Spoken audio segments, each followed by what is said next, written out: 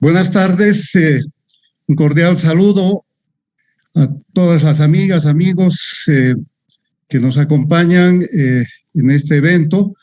En nombre de la Fundación Milenio quiero darles la más cordial bienvenida y agradecerles por compartir esta tarde con nosotros en la presentación del informe de Milenio sobre la economía de Bolivia 2021.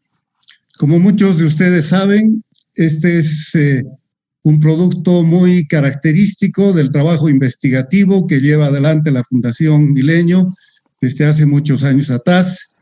Más o menos alrededor de estas fechas, concluyendo el periodo de invierno, solemos hacer la presentación de un estudio muy amplio sobre el estado de la economía boliviana.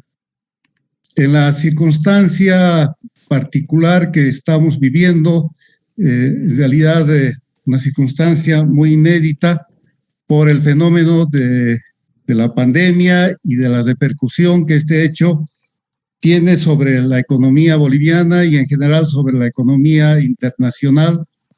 Por supuesto que esta presentación tiene también un sabor especial. Somos muchos los bolivianos que nos preguntamos acerca de la profundidad de la caída que ha experimentado la economía boliviana como consecuencia de la crisis sanitaria y económica, pero también nos preguntamos sobre el ritmo de la recuperación y sobre los riesgos y amenazas que puede estar enfrentando la economía nacional en un contexto ciertamente complejo y lleno de desafíos. Quiero decirles que el trabajo que se ha realizado por parte de la Fundación Milenio ha estado a cargo de dos experimentados economistas bolivianos, Luis Carlos Gemio y José Luis Evia. Ellos son los autores principales de este trabajo, del informe. Y tenemos también la suerte de contar en esta ocasión con dos invitados especiales, el exministro de Hacienda Jacques Trigo y el expresidente del Banco Central de Bolivia, Gabriel Loza. Ellos han aceptado compartir sus puntos de vista, hacer un comentario después de escuchar la presentación que haremos a continuación. El programa que tenemos preparado es el siguiente. Vamos a comenzar justamente con la presentación del informe, con un resumen general del informe que va a estar a cargo de sus autores principales, José Luis Evia y Luis Carlos Gemio, y luego vamos a dar paso a los comentarios de Jacques Trigo y de Gabriel Loza. Muchas gracias nuevamente por acudir a esta cita. Es una oportunidad muy grata para nosotros compartir este informe y deseamos de que este trabajo pueda aportar elementos de información, análisis consistentes para tener una mejor idea del estado de nuestra economía, los problemas que estamos enfrentando, lo que nos puede deparar el porvenir. Seguramente que este informe no da respuesta a todas estas cuestiones, pero al menos sí puede aportar y puede estimular un debate muy sustantivo en torno de estas cuestiones, ¿no? Así que de inmediato voy a dar la palabra a José Luis Evia, que tiene una presentación preparada. Muchas gracias. Adelante, José Luis, por favor. Voy a empezar con la presentación. Voy a empezar con la presentación del informe de Milenio sobre la economía boliviana. Este informe abarca principalmente la gestión pasada del 2020, pero se extiende en lo posible, cuando los datos lo permiten, hasta junio de esta gestión, ¿no? Empezaríamos con el sector externo, ¿no? Creo que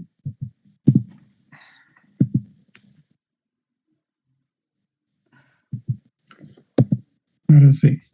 Lo que habría que destacar es que el año pasado las exportaciones han caído en 21%. Obviamente este es el efecto de la pandemia, pero cuando uno ve sectorialmente, lo que uno encuentra es que quien ha contribuido en mayor cantidad a la caída de las exportaciones han sido los minerales, que han caído muy fuertemente, ¿no? En 27%, y es lo que más contribuye a la caída en las exportaciones del 2020.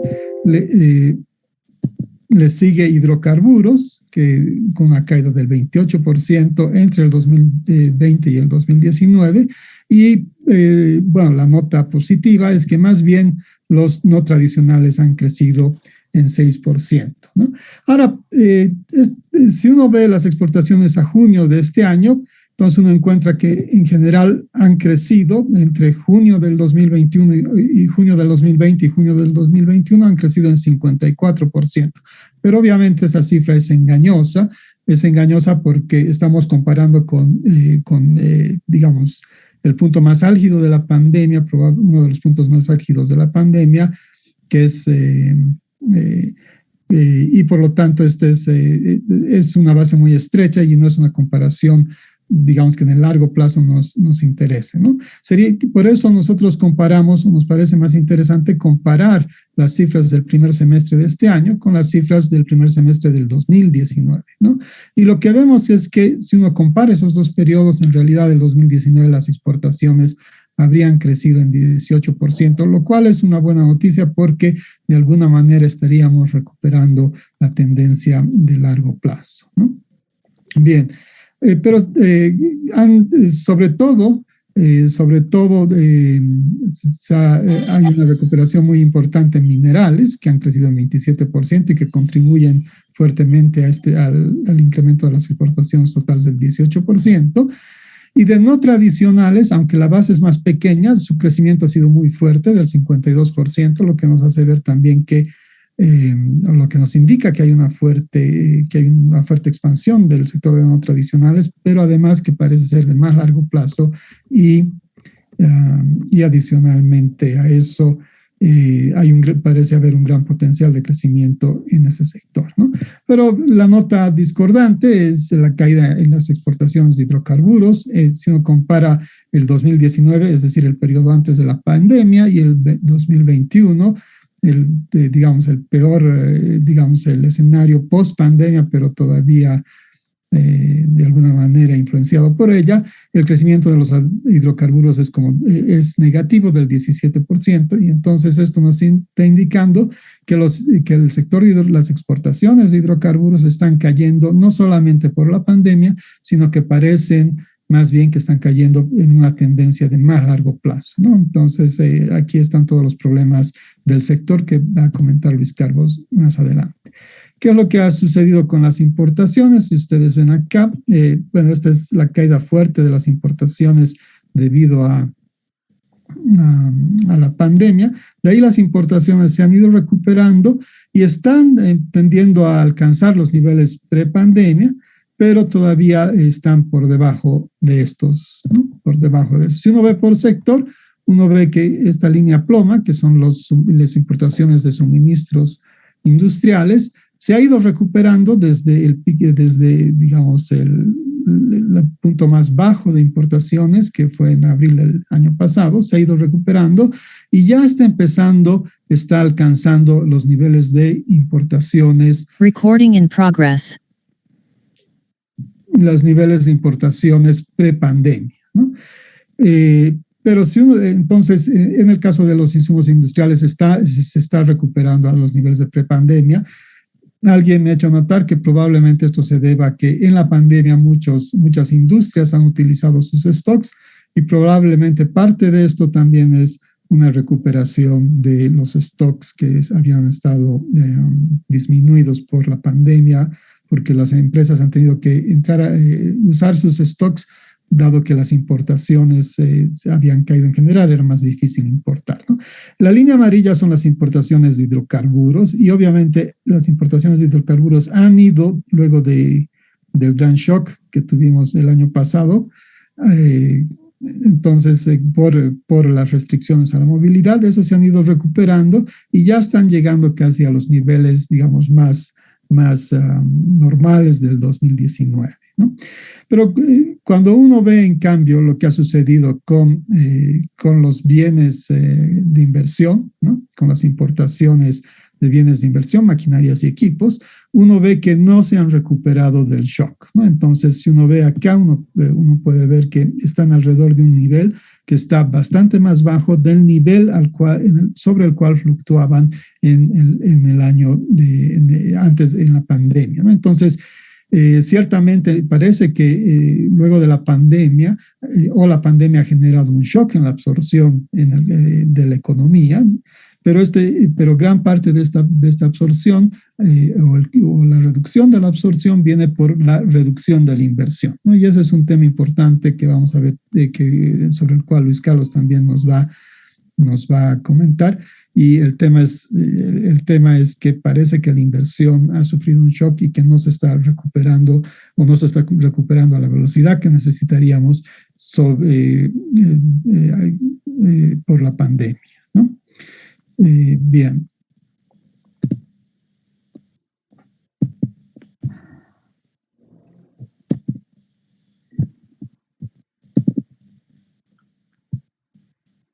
Bien, estas son las importaciones. Las importaciones han caído en 27%, mucho más que las exportaciones, y eso eso está generando que nuestro comercio, nuestra balanza comercial esté más equilibrada más adelante. ¿Qué es lo que más ha caído en las exportaciones? Los combustibles o lubricantes, que son un rubro que ha contribuido a esta caída de las exportaciones, los suministros industriales también, y los bienes de capital, como hemos dicho, y los equipos de transporte. No, si comparamos ahora a junio, las cifras de importaciones de junio de este año con junio del 2019, del año pasado, las importaciones se han recuperado en un 29%. Pero si comparamos con junio del 2019, es decir, antes de la pandemia, las importaciones habrían caído en 16%, ¿no? Entonces, todavía las importaciones no se han recuperado al nivel de prepandemia, ¿no? Y en especial, quisiéramos remarcar que lo que no se ha recuperado otra vez, como habíamos dicho antes, son los bienes de capital, ¿no? Entonces, en el primer semestre de este año, los bienes de capital están por los 737 millones de dólares, las importaciones, que son solamente ligeramente mayores a las importaciones de bienes de capital del año 2020, ¿no? Han contribuido también a esta caída, a que las importaciones no se recuperen, o no se han recuperado todavía, también las importaciones de combustibles y lubricantes y equipo de transportes, ¿no? Bien, entonces, pero cuando uno ve la balanza de bienes y servicios, el año 2020, esta todavía es negativa en 802 millones de dólares, que, digamos, se compara, es una mejora, hay una mejora en el balance de bienes y servicios si uno lo compara con los años pasados, ¿no? Entonces, ciertamente nuestro déficit en balanza de bienes y servicios del 2020 es la mitad de lo que fue el 2019, ¿no? Entonces, hay una clara mejora en esto, y obviamente es porque las importaciones no se están recuperando al mismo ritmo que se han recuperado las exportaciones. Entonces, digamos, si bien es bueno tener un menor balance de bienes y servicios, en este caso esto viene no por una mejora en las exportaciones, sino por una contracción en las importaciones, que, digamos, no es la mejor forma de que esto se equilibre en cierto sentido, ¿no? Bien, el ingreso primario, que viene de la remisión de utilidades, es negativo, pero es menos que el año pasado, es la mitad. Esto tiene que ver con la remisión de las utilidades de las industrias petroleras, ¿no? Entonces, el sector de la exportación de hidrocarburos ha caído, las utilidades son menores, y por lo tanto la exportación de esas utilidades también es menor, ¿no? Y el ingreso secundario, interesantemente, no cayó fuerte. El 2020 en realidad no ha caído tan fuertemente, está en los niveles anteriores, ¿no? Entonces, lo que tenemos es una cuenta corriente que es deficitaria, pero que es levemente deficitaria el año pasado, de 206 millones de dólares, y lo que muestra ciertamente una mejora en las cuentas externas importante del país. En el caso de la cuenta financiera, hay que remarcar que el año 2020 hubo este tiene signo positivo, significa que ha habido una desinversión en el país, ¿no? Entonces, la inversión directa ha sido en realidad Ha habido una desinversión directa del resto del mundo en el país de un monto considerable de 996 millones de dólares.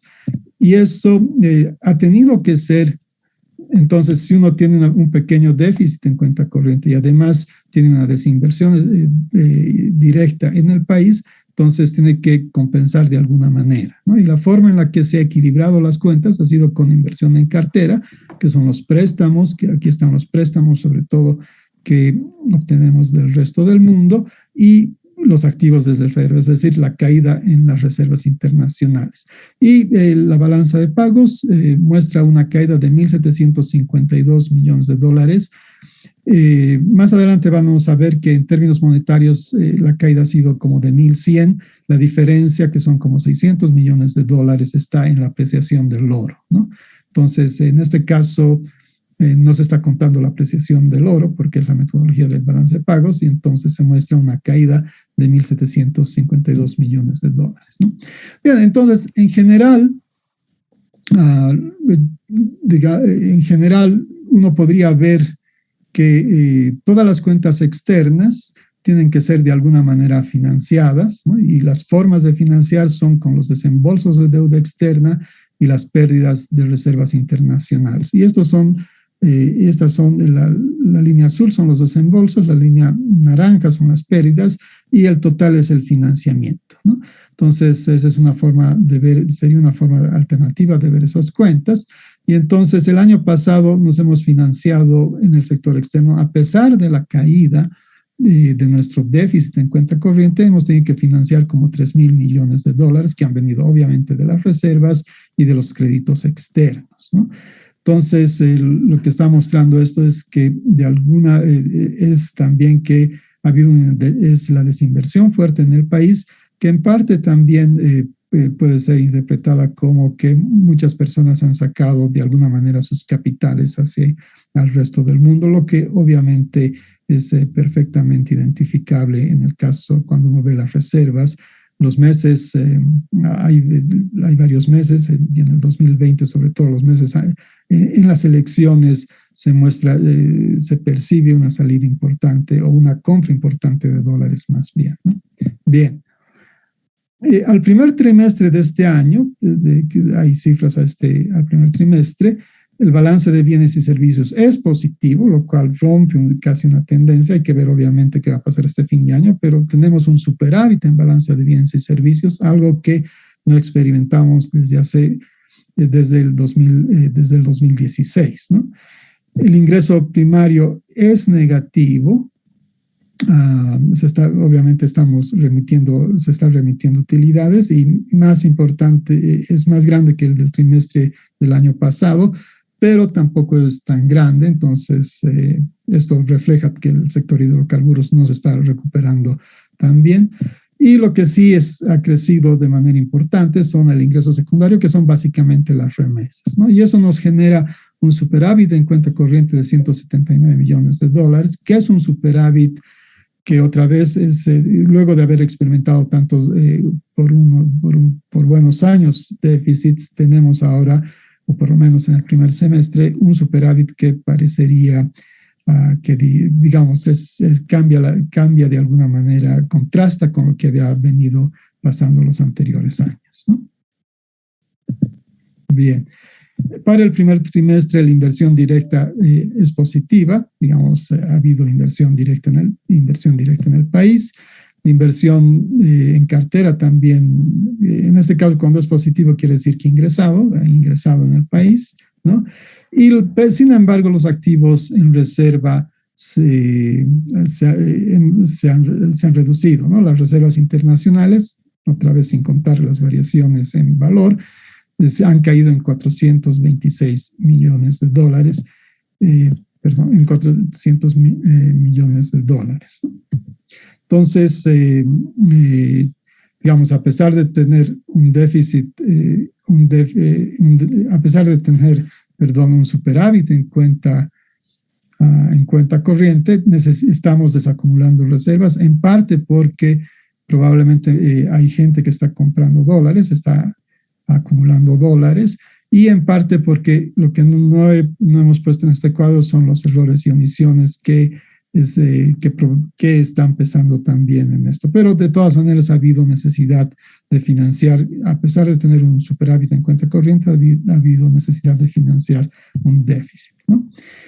Este es qué ha pasado con el sector fiscal. Los ingresos totales el año pasado han caído en 20.1% por la pandemia. Los ingresos tributarios en 23.5%. Y la venta de hidrocarburos, que estos son los ítems más importantes, en 13.5%, ¿no? Eso explica la caída en los ingresos totales. Por los egresos, lo importante es, lo importante es que lo que ha caído más en los egresos son los egresos de capital, ¿no? Aquí, disculpen, mis círculos se han movido. Los egresos de capital es los más importantes y eso explica una caída del 47.1% de los egresos de capital, que uno podría pensar que es más o menos equivalente a la inversión, ¿no? Entonces, el año pasado se ha invertido casi la mitad de lo que se ha invertido en el 2019 en el sector público, y eso explica en gran parte la contracción de los egresos totales, ¿no? Entonces ha habido una fuerte caída de los ingresos corrientes. Por el lado de los egresos de capital ha habido una contracción, pero en las transferencias corrientes ha habido una gran expansión del 68.6%, ¿no? En el 2020, por la pandemia, se han expandido las transferencias, que habrían alcanzado a más de 3.000 millones de dólares, cuando antes teníamos solo el 2019 eran solo 1.916 millones, ¿no? ¿Cómo se ha financiado el sector público el año pasado? El financiamiento externo ha sido como el 22%, 1.075 millones de dólares, de ese déficit de 4.676 millones de dólares, y el financiamiento interno de 3.600 millones de dólares. Entonces, lo grueso del financiamiento el año pasado ha provenido del financiamiento interno, ¿no? Bueno, este es un poquito el flujo de deuda del año pasado. El año pasado el sector público se ha endeudado por 1.200, ha recibido desembolsos más bien por 1.252 millones de dólares y ha hecho amortizaciones por 458 millones de dólares, ¿no? Bien, y esta es la deuda interna del sector público no financiero. Estos son los bonos que está colocando el Tesoro General de la Nación. Y como se ve, a partir del 2016, pero claramente los últimos años, las últimas gestiones, las colocaciones de bonos, el endeudamiento interno a través de la colocación de bonos ha subido fuertemente, ¿no? Este está siendo un elemento principal en la financiación del déficit fiscal, ¿no?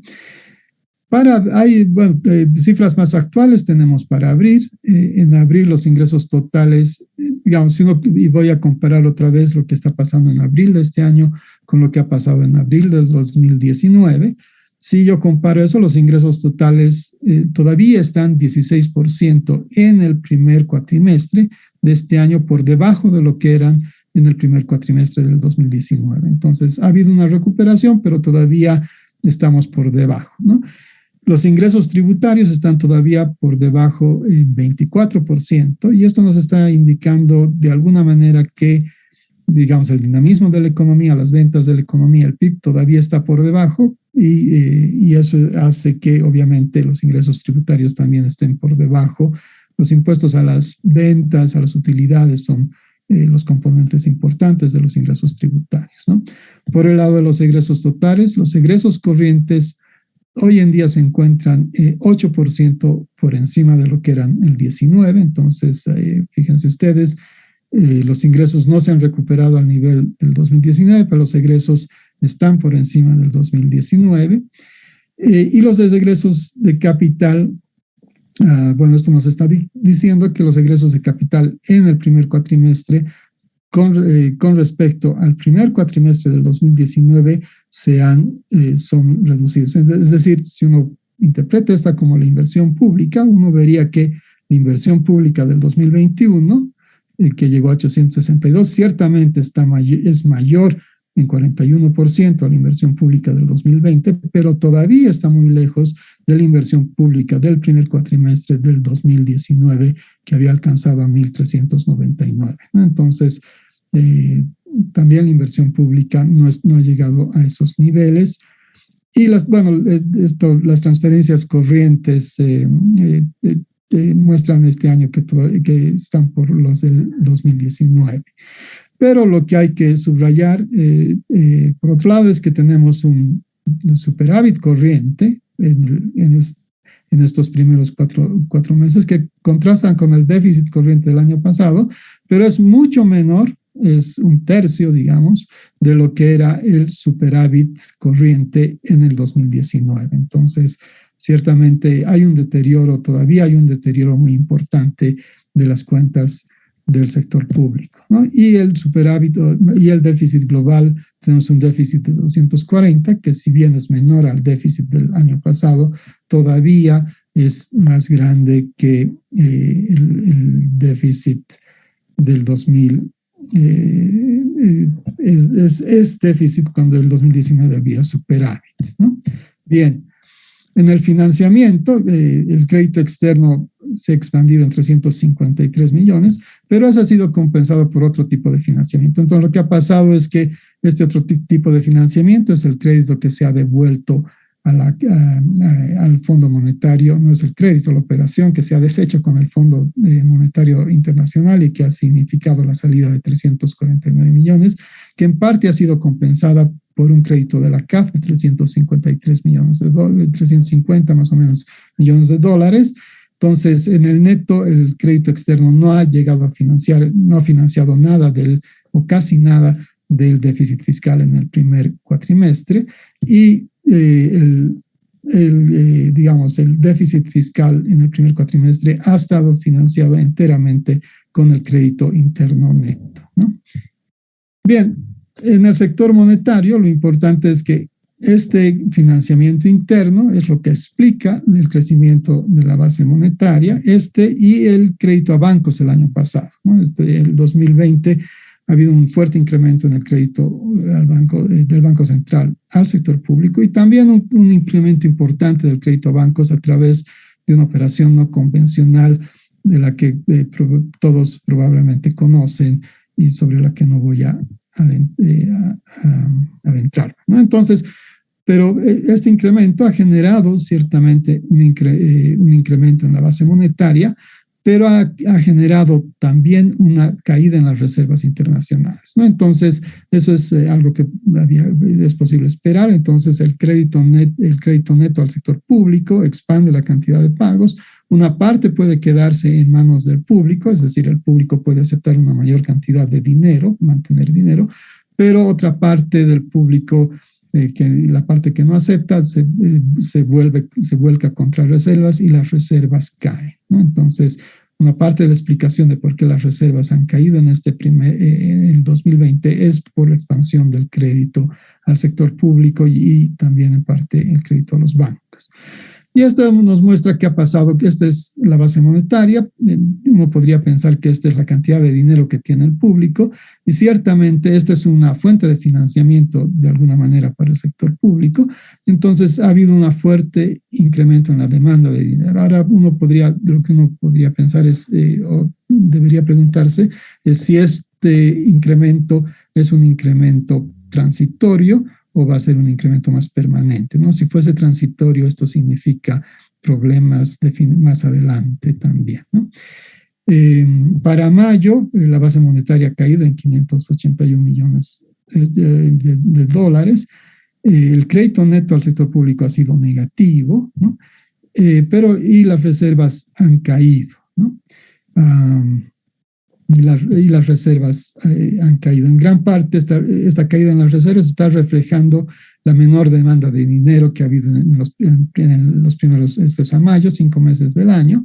Entonces, la gente de alguna manera ha devuelto una mayor cantidad de dinero comprando dólares, y eso ha hecho que caiga de alguna manera las reservas internacionales, ¿no? Ahora, lo que está sucediendo de más en más es que el banco, digamos, el sector público se está financiando a través de la emisión de bonos, que ese es un elemento que queremos destacar. El año pasado lo que ha sucedido es que ha habido esta operación no convencional en la cual el Banco Central ha comprado bonos del Tesoro que estaban en manos de los fondos de inversiones por el valor de $500 millones y eso lo ha depositado en los bancos comerciales, ¿no? Entonces, una cosa interesante es que a pesar de esa operación, al final del año, porque esta operación fue en la primera mitad del año, pero a final del año pasado, los bonos del Tesoro General de la Nación, a pesar de eso, apenas habían caído, ¿no? Y obviamente los depósitos a plazo fijo que tienen las AFPs en los bancos había crecido, ¿no?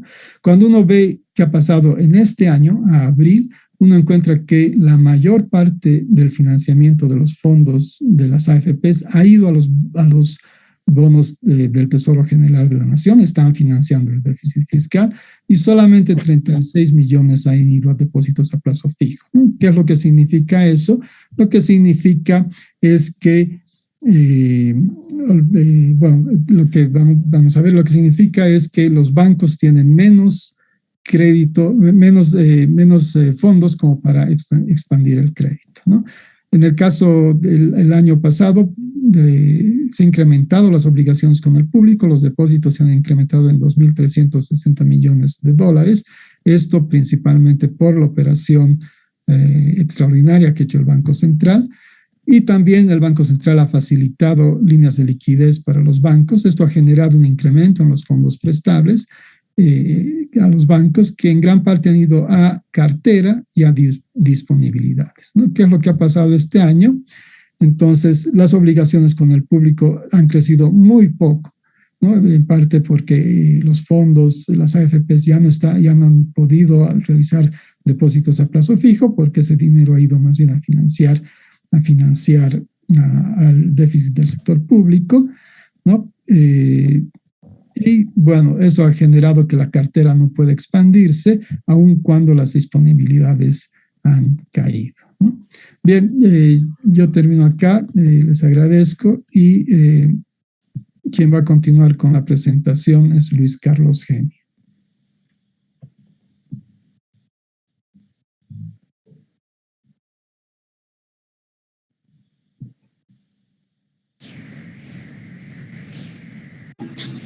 ¿Aló? ¿Me escuchan?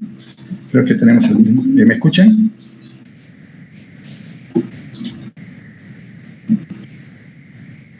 Bueno, voy a cargar la presentación, espero que no tengamos inconvenientes.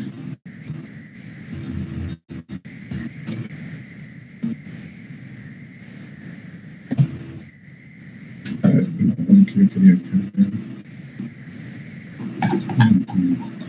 Bajarla más.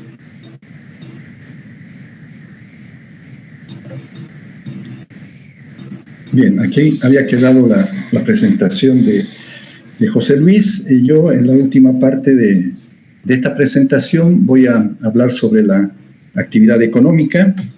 Escribir sobre esta parte ha sido todo un reto debido a la falta de información.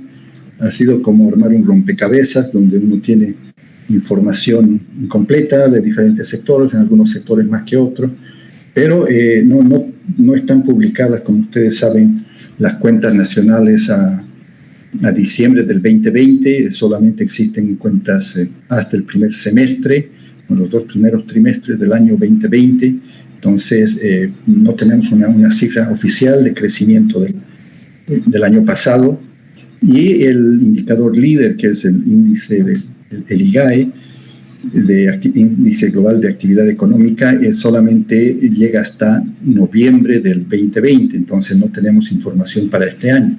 Yo he visto una presentación del ministro de Economía y Finanzas Públicas donde utiliza información se supone del IGAE, hasta abril del 2021, donde muestra un crecimiento de alrededor de 5%, pero he tratado de reconstruir la serie empalmándola con la información disponible en el IGAE que publica el INE, pero no son compatibles las dos series. Eso quiere decir que han modificado sea, realmente no hay una serie consistente, lo cual es una pena porque dada la importancia que tiene la actividad económica para tener una idea clara de lo que es el comportamiento de la economía en su conjunto, es realmente una pena no tener una información completa sobre este sector. Así que yo les comentaba a mis colegas antes de la presentación que esta mañana, por ejemplo, hice una presentación en el Ministerio de Hacienda de acá El Salvador, donde resido en este momento, sobre la economía y realmente es una delicia poder trabajar en esas presentaciones porque se tiene información, por ejemplo, en la actividad económica, cuentas nacionales hasta el primer trimestre del 2021 y el índice IVAE, como se llama acá, el índice de volumen de la actividad económica, va hasta mayo del 2021.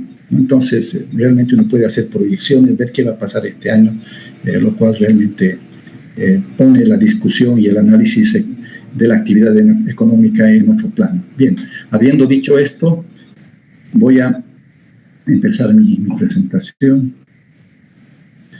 Diciendo que, como ustedes pueden ver, la evolución de la actividad económica, nuevamente viendo información del Índice Global de Actividad Económica hasta noviembre, después de la profunda caída que se dio por la pandemia, los efectos de la pandemia y las políticas que se aplicaron para contener el avance de la pandemia, ¿no? Con el distanciamiento social, el cierre, la cuarentena, cayó en forma significativa, pero después ha habido una recuperación, casi una recuperación en forma de dentilabial o de chica, como decimos comúnmente nosotros, y ha sido una recuperación muy rápida.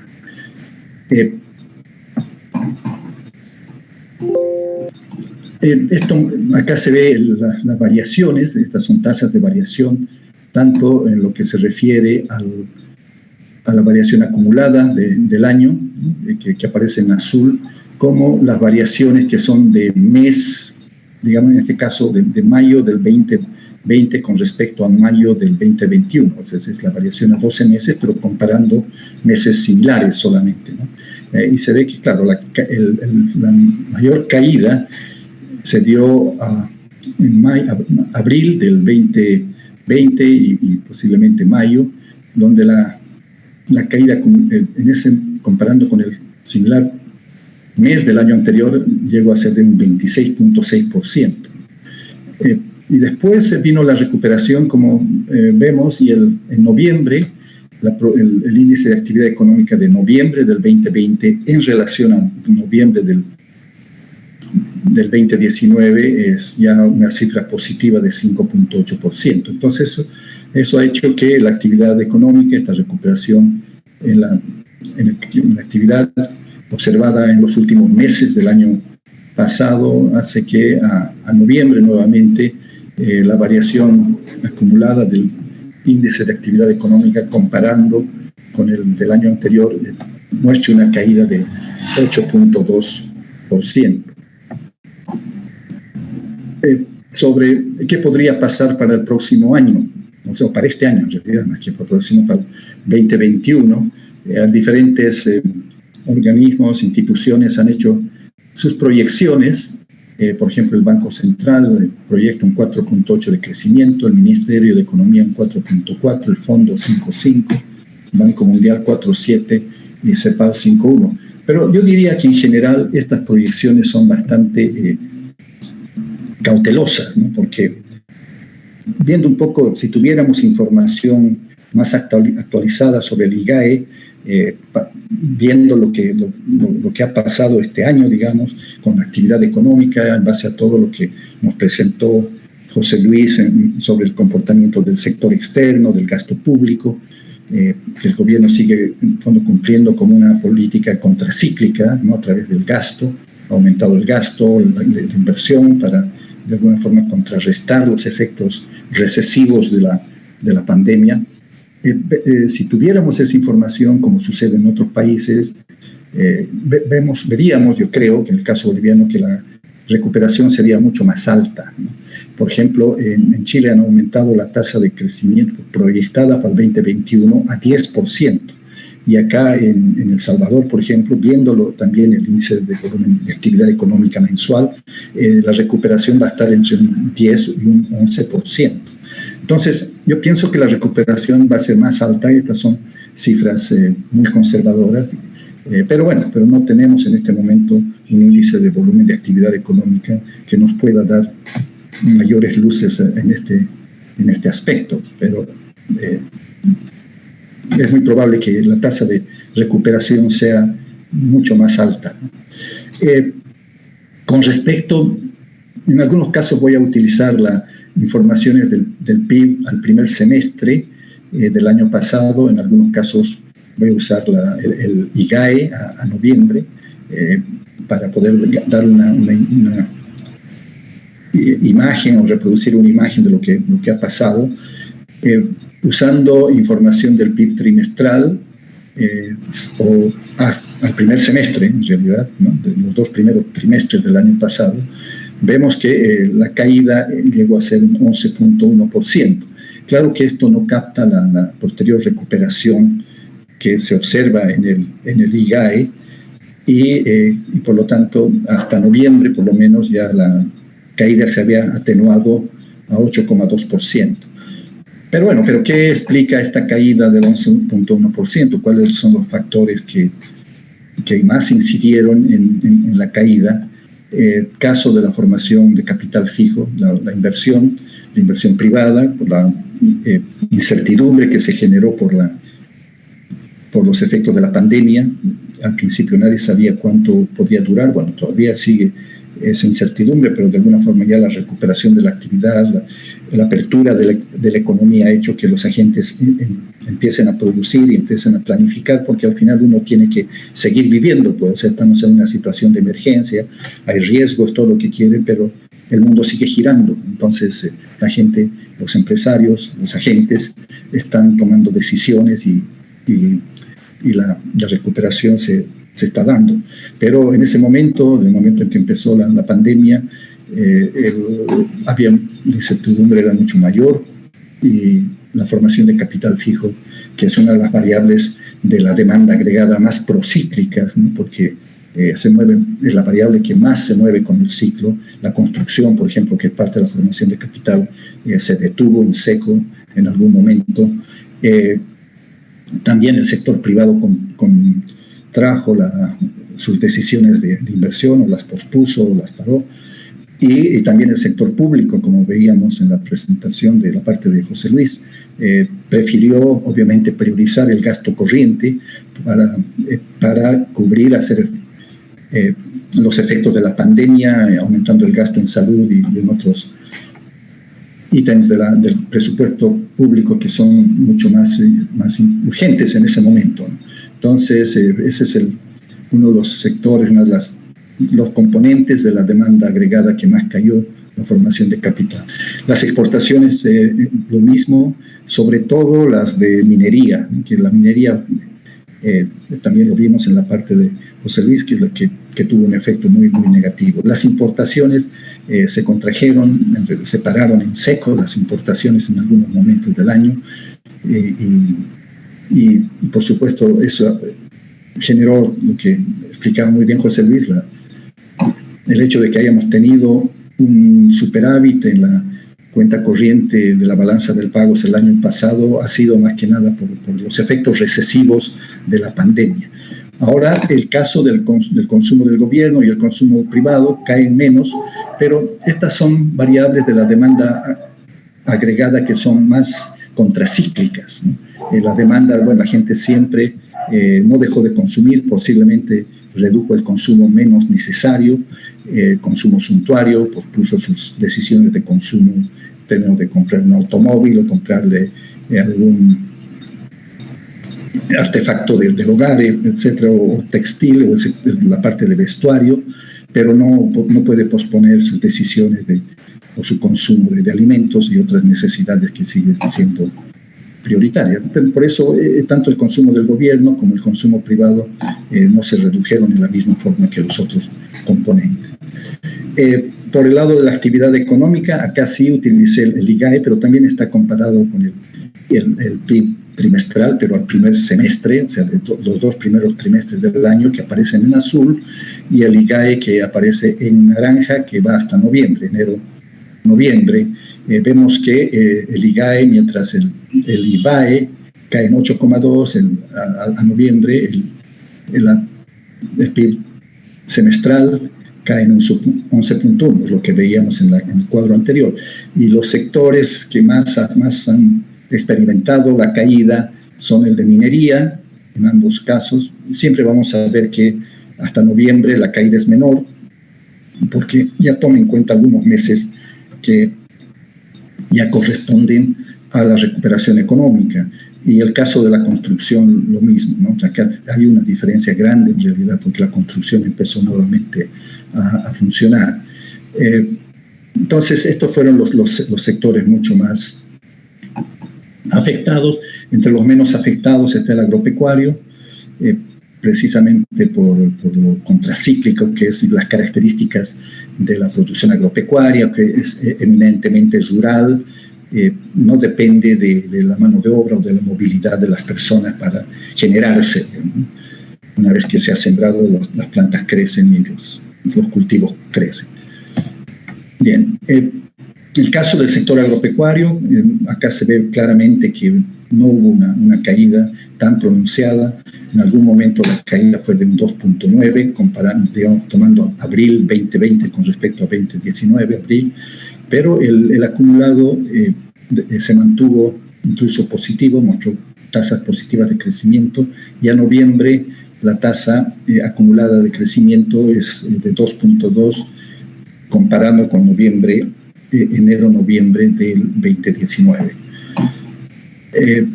La producción agrícola, a ver, la producción agrícola, en este caso, de los distintos grupos de cultivos, vemos que en total la producción, este es el total de la producción como variación porcentual, aumentó en 2,19%. Y ese aumento de 2,19%, aunque es un poco forzado, porque acá estamos sumando toneladas, peras con manzanas, literalmente, pero bueno, el total de la producción aumentó en 2,19% en toneladas, y eso se debe principalmente a un aumento en los rendimientos, ¿no? O sea, los rendimientos contribuyeron más a explicar este aumento que el caso de la superficie. No hubo un aumento tan grande en la superficie sembrada, como ustedes pueden ver, se mantuvo en las 3.800 hectáreas, los 3.883.000 hectáreas, pero sí los rendimientos en general aumentaron. Ahora, si vemos cuáles son los sectores que más, los cultivos que más aumentaron, están las oleaginosas, también por la exportación. La exportación siguió, se mantuvo, sobre todo de los productos no tradicionales, se mantuvo en estos niveles, en sus niveles tradicionales, incluso mostró un aumento, como nos mostraba José Luis, y también los tubérculos y raíces, que aumentaron en 4%. En el caso de los tubérculos, el aumento fue en mayor medida debido al aumento en la superficie, ¿no? Y en menor medida al aumento en los rendimientos. Pero en el caso de las oleaginosas, la mayor parte del aumento fue por los rendimientos y en menor medida por la superficie. Entonces hay diferentes explicaciones para este comportamiento. El cultivo que experimentó, el grupo de cultivos que experimentó caídas más grandes están los estimulantes, que se debe a una caída en los rendimientos, posiblemente acá. Habrá que ver, posiblemente la coca está incidiendo en esta caída.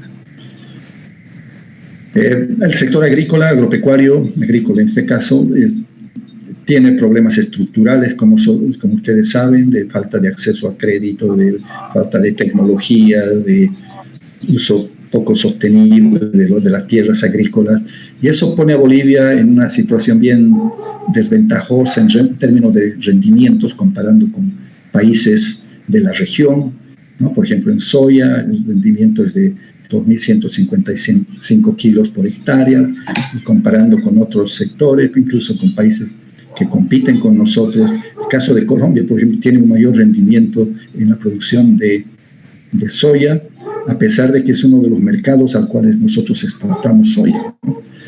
El caso de la quinoa también, que es un producto estrella, podríamos decir, en las exportaciones del país, pero igual es muy baja el rendimiento en relación a Ecuador, al Perú, el tema de la papa también. O sea, hay un retraso tecnológico generalizado que siempre lo hemos tenido desde ahora, y eso perjudica el desarrollo del sector, por supuesto. Bueno, pasando a hidrocarburos tampoco experimentó una caída tan significativa, podríamos decir. En términos acumulados a noviembre es un 5%. El sector de hidrocarburos se mantuvo, las exportaciones, como veíamos, tampoco cayeron tanto. Las exportaciones, comparando con el año pasado, ¿no? Comparando con años anteriores, por supuesto que estamos en niveles mucho más bajos de exportación. O sea, comparando el 2020 con el 2019, no hay una caída tan grande como comparando con años previos. Los precios, como ustedes saben, siguen el comportamiento de los precios internacionales del petróleo, el cual había caído significativamente en los primeros meses de la pandemia, pero después se recupera el precio, y este año ya hemos llegado a los niveles de 60, alrededor de 60, que podríamos decir en este momento es el precio de tendencia de largo plazo del petróleo. Y el precio de exportación del gas natural ha caído siguiendo la tendencia del petróleo, y todavía no ha experimentado, por la forma de reajustar los precios, no ha experimentado el aumento del precio del petróleo, que en algún momento se tiene que traducir en el precio del gas. Sobre la producción de gas natural, vemos que si tomamos la producción a abril, bueno, acá sí ya se tiene información al 2021, ¿no? Ya es información específica sobre el sector de hidrocarburos. El 2020 hubo una caída de 9.3% en la producción de gas y un 3.8% en la producción de petróleo, de líquidos, y abril del 2021 ya se observa una recuperación de 9.1% en el gas natural y de 15% en el petróleo. En términos de producción diaria, que es tal vez lo que más, con lo cual estamos más familiarizados, en el primer trimestre de abril, de 2020 hasta abril, en el periodo enero-abril del 2020, se produjeron 30.3 millones de metros cúbicos. Y este año, en el mismo periodo, subió a 33 millones de metros cúbicos diarios. Y en el caso del petróleo, de 41.400 barriles, en el periodo abril 2020, aumentó a 47.700 barriles diarios. Las exportaciones, por otro lado, de gas natural, como veíamos acá, estas son también exportaciones diarias. Ha habido un aumento este año, y el año pasado también no hubo la caída tan grande como decíamos, pero si comparamos con los niveles de exportación el año 2014 y el 2015, estamos muy abajo, ¿no? Y esto obviamente ha representado una caída de ingresos, y que a pesar de la recuperación del precio del petróleo, no vamos a llegar a los niveles de ingresos que hemos tenido en estos años, ¿no? Aunque sí, lo que puede ser positivo es de que sí se observa este año una recuperación, pero bueno, comparando con el año pasado, que fue muy bajo, pero de todas maneras sí se observa un crecimiento con respecto al 2019. El caso de la minería, este es uno de los sectores que ha tenido una contracción más fuerte el año pasado, de 29.9%. Si vemos por los volúmenes de producción por tipo de mineral, Nos vamos a concentrar solamente en las variaciones del 2020 y después de abril, con respecto a abril del 2021 y del 2020. El 2020 hubo una caída generalizada de la producción de todos los minerales, con excepción del wolfram, pero el precio del wolfram no es tan alto. Pero sí cayó el estaño, cayó el cobre, el plomo, el zinc, plata, aluminio, el oro en 48.6, y este año se está revirtiendo esas caídas. Hubo un problema también en algún momento en la producción de San Cristóbal, de la mina San Cristóbal, por la gran cantidad de contagios que se estaban produciendo entre los trabajadores, y la mina permaneció cerrada un año. Eso también incidió en la producción, la caída de la producción de plomo zinc. Pero en el 2021 sí se observa una recuperación importante, ¿no? en todos los minerales. Sobre la producción, este es el valor de la producción de los diferentes sectores, la minería, comparando la minería estatal, minería mediana y la minería chica y cooperativas. El 2020, nuevamente lo mismo, esto es caídas en los valores producidos, tanto por efecto precios como por efecto cantidades. Pero este año se revierte esas tendencias, tanto también por aumento en la producción, en los volúmenes producidos, como también en los precios de las cotizaciones de los minerales. En la industria manufacturera, que posiblemente es el sector donde hay menos información, acá también se ve una caída fuerte, y hasta noviembre la caída alcanza 9.1 el 2020. El sector de la manufactura es un sector mucho más procíclico, que se mueve mucho más en base al ciclo. Por lo tanto, se ve eso en la magnitud de la caída del volumen de actividad de este sector. Acá realmente he tenido que utilizar información indirecta, pero el IBAE está desagregado en alimentos y bebidas y tabacos y otras industrias, y lo que se ve que a noviembre del 2020, el 9.1 de caída de la industria se explica principalmente por otras industrias y en menor medida por los alimentos, bebidas y tabaco. Y eso también tiene que ver con la diferencia que hay entre estos dos subsectores de la industria en términos de qué tan procíclicos o contracíclicos son. Los alimentos, bebidas y tabaco son, por supuesto, menos procíclicos, son más contracíclicos, mientras que la industria tiende a ser más procíclica. Otro indicador del sector manufacturero es el consumo de energía eléctrica. Y acá vemos que el año pasado, el 2020, el consumo eléctrico de todos los sectores de la industria, bueno, industria pequeña, industria grande, cayeron, y sobre todo el de la fabricación de cemento, ¿no? Que cayó en un 23.4%. Y este año hay una buena recuperación del consumo del eléctrico por parte de las fábricas de cemento, pero en el caso de la industria pequeña, industria grande, todavía hay una caída, lo cual ya es mucho decir, porque ya el año pasado, el 2019, había habido ya una caída. Entonces, llama la atención por qué no se recuperó el consumo de energía eléctrica en la industria pequeña y en la industria grande. La energía, sectores de energía, también hay una caída relativamente más baja, 3.6 a noviembre. La generación sigue más o menos el mismo patrón.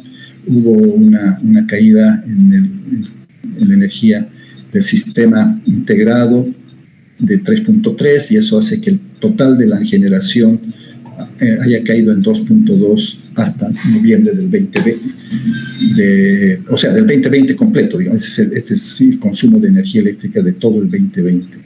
Y mientras que en los sistemas aislados hubo un aumento importante. Este es el consumo de energía eléctrica. Solamente se tiene información para el 2020. Hay caída en el consumo general, industrial, de la minería, que siguen de cerca el comportamiento de la actividad en estos sectores, pero sí hay un aumento en el consumo residencial. Posiblemente las personas han tenido que pasar más tiempo en sus viviendas, y por lo tanto eso aumentó la demanda de energía eléctrica. esta es la capacidad instalada del Sistema Integrado Nacional. Es con información al 2020, la hidro no aumentó en nada, y la termo sí se da un pequeño aumento de 0,3, pero el 2019 sí hubo un aumento en la capacidad instalada del Sistema Integrado Nacional, en total en un 34.7%, y eso es porque se pusieron en funcionamiento algunos proyectos que se estaban ejecutando hace ese momento en el sector de energía eléctrica. La construcción, este sí es un sector tal vez el más procíclico, como decíamos. La caída acumulada a noviembre del 2020 es un 27.2%. La producción de cemento y ventas de cemento el 2020 muestra caídas muy grandes, de 17.8 y de 23.4 en producción y en ventas. Y este año, hasta abril del 2021, sí también se observa, sin lugar a dudas, una recuperación. Pasando al tema del empleo, que es uno de los sectores de la economía, el mercado laboral, me refiero, más ligados a la actividad económica y que también de mayor preocupación por los efectos de la pandemia. Vemos que la tasa de desocupación urbana, en este caso al tercer trimestre del 2020, subió un 10.76 de 4.83 que habíamos tenido en el cuarto trimestre del 2019, y después con la apertura de la economía, la reactivación económica que se está dando, por lo menos la recuperación, diremos, no hablemos de reactivación, pero sí de recuperación, de rebote de la actividad económica, pero el desempleo no ha caído en igual magnitud. La tasa de desempleo está en el 8.69 al primer trimestre del 2021.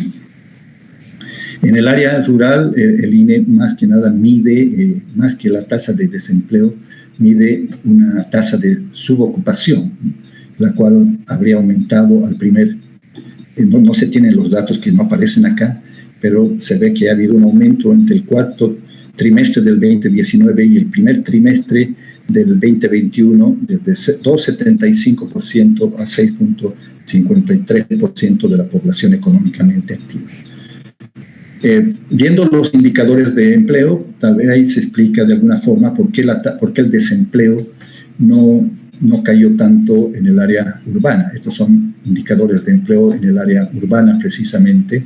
Lo que sucedió es que debido a la pandemia hubo un aumento en la tasa de participación. Por ejemplo, al cuarto trimestre del 2020 subió a 69.2% de la población en edad de trabajar, o sea, la PEA dividido entre la PET, eso es de lo que estamos hablando. Es un aumento desde 60.9 a 69.2, incluso 70.9 el primer trimestre 2021. Es como una estrategia de los hogares para compensar la pérdida de ingresos debido a la pandemia, de hacer que más miembros de la familia entren al mercado laboral. Entonces, hay más participantes en el mercado laboral, y aunque se haya recuperado el empleo, la desocupación se ha mantenido alta, digamos, es más que nada por la mayor tasa de participación. Y otra de las características del comportamiento del mercado laboral como reflejo de la pandemia es también que aumentó el porcentaje de trabajadores por cuenta propia y de familiares, auxiliares, aprendices sin remuneración, ¿no?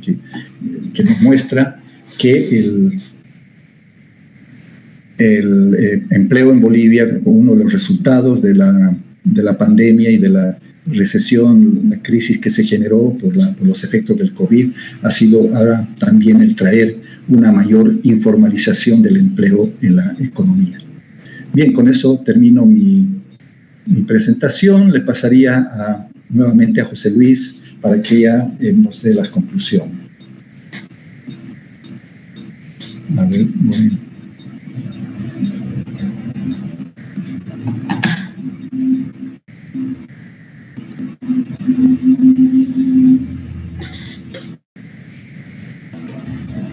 No sé si dejé de compartir. José Luis. dejé de compartirla, no estoy seguro si dejé de compartir la pantalla. Sí, no, déjalo nomás para no tener problemas. Muy bien, gracias. Ok. No sé si puedes compartir. Está habilitado. Ya. Sí, un momentito.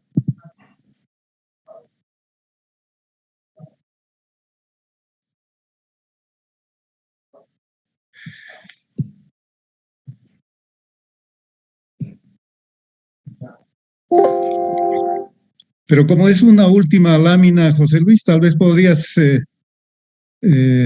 presentar directamente. Sí. Ok. Sí, no, ya creo que voy a poder. Dame un segundo nomás.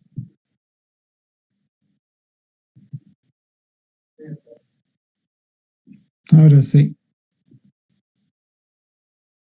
Sí, ya pueden verla, ¿no? No. Ahora sí. Bien. Sí, bueno, de algunas conclusiones rápidamente de la parte que me ha tocado trabajar. Bueno, creo que uno de los principales problemas del país es sin duda el déficit fiscal, ¿no? Este déficit ha estado generalmente financiado con emisión monetaria y endeudamiento externo. Sin embargo, lo que vemos es que ya desde mediados, digamos, del año pasado y claramente en el primer semestre de este año, el déficit ha tendido a estar financiado internamente, ¿no? Esto ha hecho que ya no tengamos el déficit gemelo, porque a pesar de que tenemos un déficit fiscal, entonces, como está financiado internamente, no tenemos un déficit externo, ¿no? Pero nada viene gratis en economía, como todos sabemos, y el costo es que este financiamiento interno va a restar y ha restado recursos al sector privado, por lo que de alguna manera hay casi un crowding out con el sector privado, porque el sector público está acaparando todos los recursos para financiarse, ¿no? Entonces, claramente esto va a tener un efecto sobre la inversión del sector privado, que ciertamente continúa retraída y por todos los indicadores que hemos visto, y una de las causas es probablemente que no tiene el mismo acceso a los recursos o casi tiene un limitado acceso a los recursos, ¿no? Y entonces esto va a reducir los emprendimientos y ciertamente va a reducir, retrasar, digamos, el crecimiento de la economía del país, ¿no? Bien, un poco resumiendo lo que Luis Carlos ha presentado, me voy a tomar la libertad de resaltar algunos puntos, ¿no? Es que ciertamente la pandemia y las medidas que se han tomado, sobre todo la cuarentena, ha afectado fuertemente el producto el año pasado. Los sectores más afectados han sido la construcción y la minería, y ciertamente todos los demás sectores, salvo la agricultura y la administración pública, son los sectores que han crecido, ¿no? Ciertamente llama mucho la atención que la administración pública sigue creciendo, el gasto corriente es precisamente sigue creciendo aún a pesar de todos los vaivenes de la economía, y el sector público y el gasto corriente cada vez está engordando más, digamos, ¿no? Bueno, la economía, como nos ha mostrado Luis Carlos, ha ido recuperando una vez que las restricciones de movilidad se han ido levantando, y en el mercado laboral se observa un aumento en la tasa de participación, lo que ha aumentado, como nos ha explicado Luis Carlos, la tasa de desempleo y la informalidad. Bueno, ahí terminamos. Muchas gracias y estamos ansiosos por oír los comentarios. Gracias, José Luis. ¿Puedes quitar, por favor, tu presentación? Ok. Invito a continuación al señor Jacques Trigo para que nos haga conocer sus comentarios, sus impresiones de la lectura del informe, de la presentación que acaba de escuchar. Adelante, por favor.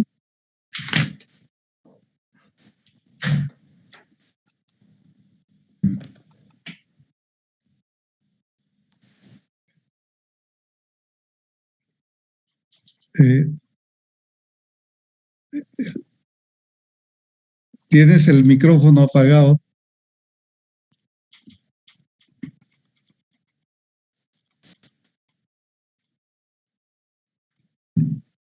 Ahora sí. Ahora ¿Me sí. escuchan? Sí. Bueno, primero felicitar por las excelentes exposiciones de los amigos, colegas, que no los veo hace mucho tiempo. Un saludo además para todos los participantes. Respecto a la situación de la economía boliviana, bueno, preocupa todo prácticamente. Preocupa el sector externo. Vemos que las reservas internacionales están cayendo a un ritmo acelerado, más o menos de 1.700 millones de dólares en los últimos 3 años. Y las reservas solamente en el 2021 ya cayeron 425 millones de dólares. Entonces, la pregunta que debemos hacernos es ¿cuál es el límite? ¿Dónde vamos a llegar con este ritmo de caída de las reservas internacionales? Una devaluación.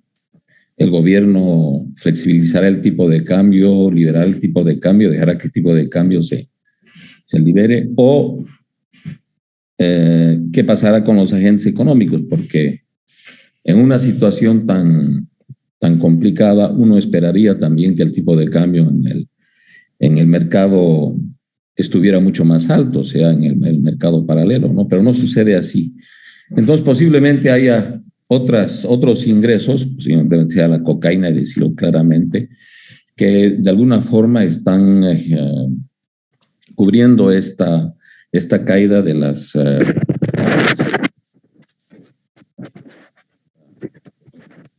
fundamentalmente a un mal desempeño del sector externo. Y cuando hablamos del sector externo, es preocupante notar que un sector que había sido siempre muy dinámico en la economía, que es el sector de la minería, haya caído en la forma como lo ha hecho, ¿no? Y muy particularmente el caso de esta gran mina en Potosí. Por otra parte, decir que si bien este año hay una mejora hay un superávit en la cuenta corriente de balanza de pagos, no es tanto por un aumento de las exportaciones, un mejor desempeño de las exportaciones, sino porque las importaciones de bienes de capital han caído. Y las importaciones de bienes de capital no solamente este año, sino los últimos 3 años. Y las importaciones de bienes de capital y de suministro para la industria están relacionadas con la actividad económica y con la inversión. Entonces, ese es un dato que quisiera anotar. Por otra parte, la situación del sector fiscal, como han manifestado ambos expositores, es preocupante no solamente por el nivel que ya era alto, que empezó a crecer a partir del 2017, sino que tampoco es un aumento del déficit fiscal por un aumento de la inversión pública, o sea, prácticamente la inversión pública más bien se ha contraído, sino que es un aumento del gasto corriente, y ese gasto corriente está pues financiando una nómina de funcionarios públicos demasiado elevada. La pregunta es hasta qué punto el gobierno va a poder mantener el número creciente, quizás, o ese número tan elevado de empleados públicos. También por el lado del fisco, no se nota una mejora en las recaudaciones. Por el contrario, hay una disminución de las recaudaciones y hay yo diría, una metida de pata que el gobierno ha hecho al hablar de que va a incorporar un impuesto a la riqueza, ¿no es cierto? Esto ha hecho con que la gente saque su dinero al exterior, o sea, y por lo tanto que haya una salida de divisas. No ha vuelto más a hablar del tema, pero sí hay esa preocupación. Yo diría que en general la actividad económica se está manteniendo este año. Hay una tasa de crecimiento del producto del 5.5%, que no es una tasa elevada, y ya lo dijo José Luis Gemio, no es una tasa elevada porque el año pasado habíamos tenido una caída del 8.2%. O sea, esperaríamos que esta tasa este año, la de crecimiento, sería mucho más elevada que el 5.5% proyectada por el gobierno. En términos de generales, el sistema financiero no está, digamos, otorgando el crédito que esperarían los empresarios. Hay muchas quejas de una falta de acceso al crédito de la banca. Y bueno, en parte el resultado es que los depósitos se han estancado. O sea, la gente ya no confía en depositar sus recursos, su ahorro en la banca. Y por otro lado, las AFPs también no están aportando en la medida que estaban aportando en el pasado. Entonces, todo indica que el gobierno va a tener que tomar algunas medidas en todas las áreas. Por una parte, en el sector externo, creo que el gobierno debería liberar las exportaciones. Ha tomado una medida que quita confianza absoluta a los exportadores cuando está hablando de control de las exportaciones de soya, por ejemplo. ¿No es cierto? Por otra parte, el gobierno debería tomar algunas medidas para impulsar las inversiones. O sea, el alto desempleo que se muestra del 8% más de desocupación, más el 12% de desocupación, es un 20%, es una tasa de desempleo muy alta, que implica una situación social pues preocupante, ¿no? O sea, lo más digno que tienen los bolivianos es por lo menos vivir de un salario, por más reducido que sea. Y la tasa de desempleo elevada genera problemas sociales, genera preocupación sobre todo por la población de más bajos ingresos, que son los que están sufriendo más por esta situación. Entonces, es importante que el gobierno, a la brevedad posible, tenga un plan de inversiones, un plan de apoyo a las inversiones en todos los sectores.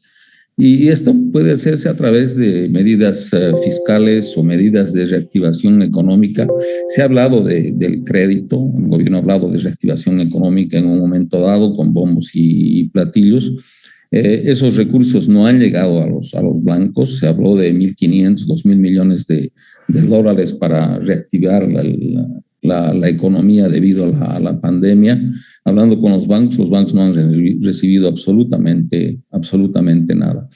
Y por otro lado, algunos incentivos fiscales deberían otorgarse a la inversión.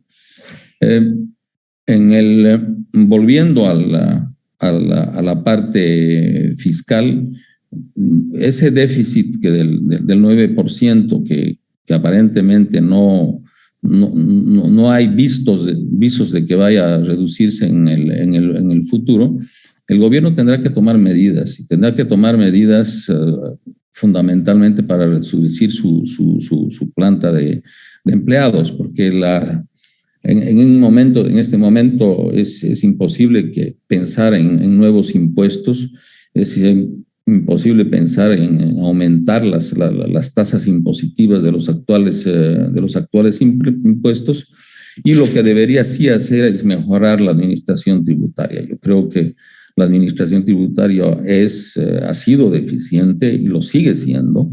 Creo que un aumento de los ingresos fiscales para mejorar la balanza de las cuentas fiscales tiene que ser a través de una mejora en la administración fiscal. O sea, definitivamente en Bolivia los bolivianos pagamos muy, muy poco. Si comparamos con el rendimiento fiscal de cualquier país, inclusive de América Latina, la presión fiscal en Bolivia todavía es muy baja y hay un gran margen para ampliar los ingresos tributarios y reducir el déficit fiscal, que como alguno de los presentadores había dicho, este déficit fiscal está presionando sobre las reservas internacionales que, repito, han bajado solamente en estos meses de año 426 millones y en promedio en los años pasados en 1.700 millones. Yo, por otra parte, creo que las autoridades deberían tener algún plan económico. O sea, no he escuchado del ministro de Finanzas ni de las autoridades un plan económico que diga, bueno, ¿hacia dónde va la economía? Vamos a continuar nosotros no estatizando, porque no han estatizado nada, pero sí han creado 100 empresas públicas que no funcionan, que no sirven para nada. Pero no hay señales del gobierno. La impresión es que a mí me da es que no hay gobierno, que no existe gobierno en este momento. Estamos prácticamente sin brújula, estamos sin una ruta. El gobierno decir, bueno, perfecto, nosotros, el papel del sector público va a ser el papel del sector privado va a ser este otro, vamos a impulsar al sector privado a través de estas medidas, no vamos a intervenir en el sector privado, porque por el contrario, lo que se habla más bien es de estatización, o sea, las señales que está dando el gobierno son absolutamente contrarias a la iniciativa privada. O sea, lo que necesitamos en este momento es más inversión para reactivar la economía, aumentar el crecimiento y aumentar sobre todo el empleo. O sea, y esas señales no se las está dando, ¿no? O sea, todas las señales son más bien contrarias. O sea, se habla de estatizar, se habla de aumentar los impuestos, de presionar a los empresarios. Yo creo que la economía no solamente son las cifras, sino también son las actitudes de las autoridades que tienen mucho impacto en las personas y en los empresarios. Si uno hace una encuesta y uno ve la televisión todos los días, no notamos que el sector privado está preocupado por el futuro, no tiene ni idea qué es lo que va a pasar. Algo que también quisiera mencionar es el caso del empleo, ¿no? Esa cifra a mí no la tenía yo, las cifras de empleo no las encontramos fácilmente, y esa cifra de empleo va a traernos problemas en el futuro y problemas sociales. Más bien, creo yo que en cualquier otro gobierno la situación social sería mucho más explosiva, pero no hay. Una cosa que hay que decir es que el gobierno sí tiene una gran capacidad enorme de manejo de los movimientos sociales, porque si fuera otro gobierno, posiblemente ya hubiera habido más huelgas y más problemas. Bueno, muchísimas gracias.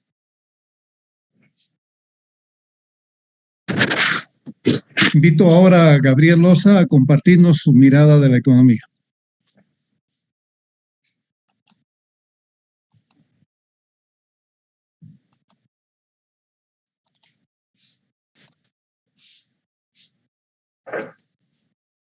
¿Ahora sí? Sí, adelante. Ya. Ahora me gustaría que me permitas compartir, si se puede. Sí, está habilitado. Así que